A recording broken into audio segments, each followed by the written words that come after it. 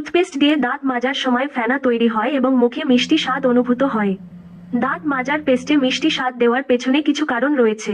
ফেনা তৈরির ডিটারজেন্টের অস্বস্তিকর স্বাদ দূর করার জন্য প্রস্তুতকারকেরা মূলত টুথপেস্টে মিষ্টি স্বাদ যুক্ত করে।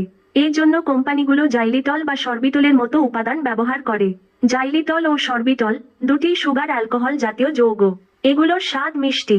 মানুষের পরিপাকতন্ত্র এসব যৌগ খুব ধীরে হজম করতে পারে। এই রাসায়নিক পদার্থগুলো পানির অণুকে আকর্ষণ করে। এসব যৌগ টুথপেস্টে অতিরিক্ত পানি আটকে রাখে এবং শুকিয়ে যাওয়া প্রতিরোধ করে। জাইলিটল মুখের প্ল্যাক ব্যাকটেরিয়াকে মেরে ফেলতে সাহায্য করে। প্ল্যাক ব্যাকটেরিয়া চিনি গ্রহণ করতে না পেরে মরে যায়। টুথপেস্ট বেশিরভাগ উপাদানই এর স্বাদ, গন্ধ ও সংরক্ষণকারী হিসেবে কাজ করে। বাকি উপাদানগুলো মুখ ও দাঁতের সুরক্ষায় ব্যবহার করা হয়। বাকি উপাদানগুলো হলো sodium fluoride, sodium lauryl sulphate ও ট্রিক্লোসান হাইড্রেটেড সিলিকা। তথ্যসূত্র: বিবিসি সায়েন্স ফোকাস।